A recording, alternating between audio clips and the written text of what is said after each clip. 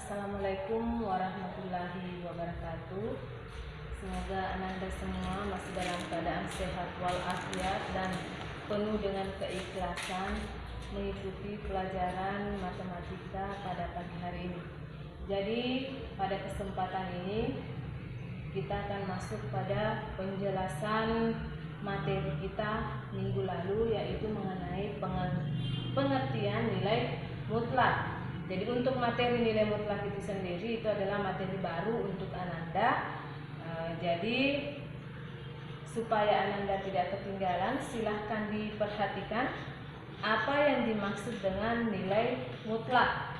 Jadi Ananda sudah tulis pengertian, dan nilai mutlak itu adalah jarak antara suatu bilangan dengan bilangan 0. Jadi kalau kita berbicara masalah nilai mutlak, berarti kita berbicara masalah jarak. Dan ingat, jarak itu tidak ada yang nilainya negatif. Jadi nilai mutlak itu otomatis selalu bernilai positif dengan simbol seperti ini. Nah, jadi ini simbolnya nilai mutlak. Nah, untuk definisinya sendiri, silahkan Ananda perhatikan. Untuk setiap bilangan real X, jadi misalnya ada suatu bilangan X, taruhlah misalnya dia 1, 2, 3, min 1, min 2 dan seterusnya, maka untuk menentukan jarak X ini atau nilai mutlak X ini yang disimbolkan seperti ini, nah itu ditentukan dengan seperti ini. Jarak bilangan X dengan 0 itu ada dua, yaitu X yang bernilai positif untuk bilangan yang lebih besar dari 0. Sedangkan bilangan itu akan bernilai negatif kalau X-nya itu berada atau lebih kecil dari 0. Nah, untuk lebih jelasnya silahkan perhatikan contohnya. Tentukan nilai mutlak setiap soal berikut ini. Nah, misalnya seperti ini. Nilai mutlak 3. Jadi kalau ini diartikan berapa jarak antara bilangan 3 dengan 0. Nah, jadi kalau tadi sesuai dengan pengertiannya bahwa nilai mutlak itu adalah jarak antara bilangan atau jarak antara suatu bilangan dengan bilangan 0 pada suatu garis bilangan, maka kita bisa menentukan nilai mutlak 3. Nah, bisa kita pakai garis bilangan seperti ini untuk membantu.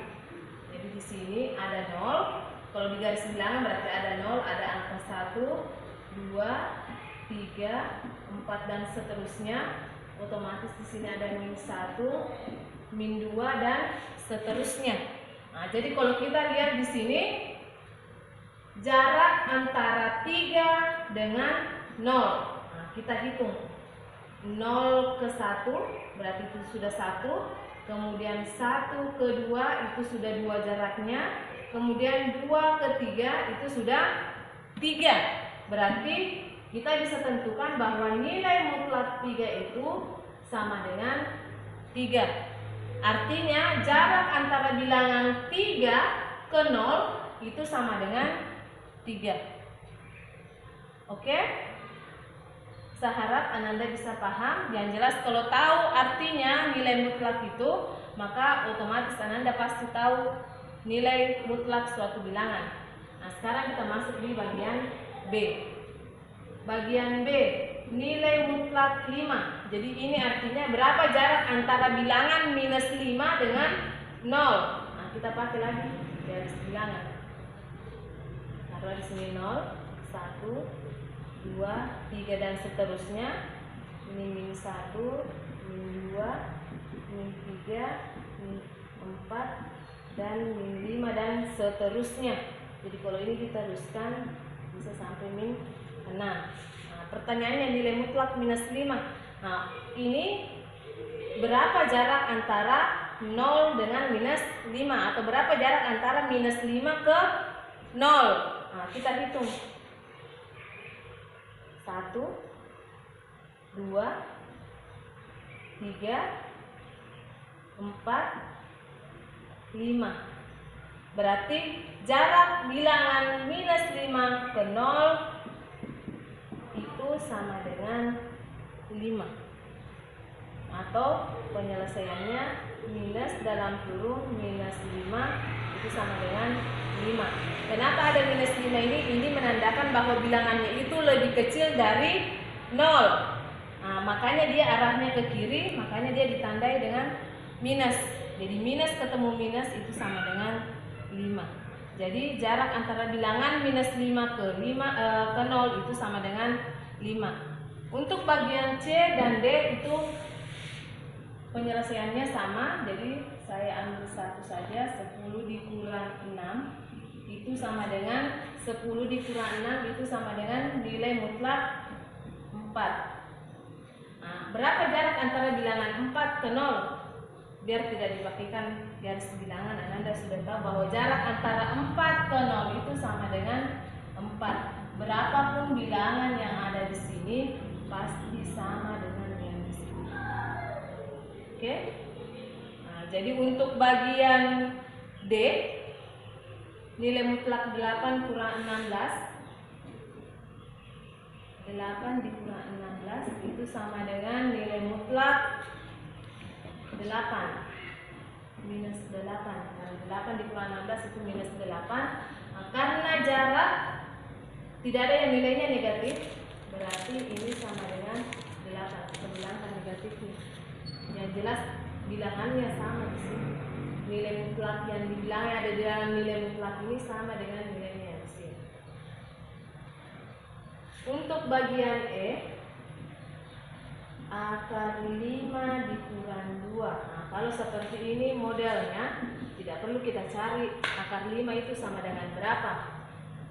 Kita kira-kira saja kalau akar 5 itu pasti 2, lebih. Nah, berarti lebih besar yang dikurang daripada pengurangnya. Berarti dia nilainya positif. Akar 5 dikurang 2, langsung saja seperti ini. Karena ini akar 5 lebih besar dari 2, nah, pasti dia nilainya positif nanti.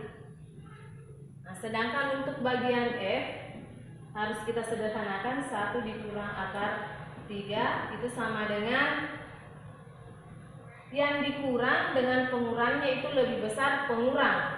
Nah, jadi harus kita urai bahwa bilangan ini lebih kecil daripada 0. Kalau tadi ini positif lebih besar daripada 0, makanya dia langsung saja akar 5 dikurang 2. Nah, kalau untuk bagian F 1 dikurang akar 3, nah itu hasilnya negatif, maka di sini harus ditanda negatif, kemudian 1 dikurang akar 3. Itu sama dengan min kali 1, min 1, min kali minus akar 3 itu sama dengan akar 3. Jadi harga nilai mutlak 1 kurang akar 3 itu sama dengan min 1 tambah akar 3 atau bisa akar 3 dikurang 1. Kalau ada yang kurang dimengerti, silahkan hubungi saya. Oke?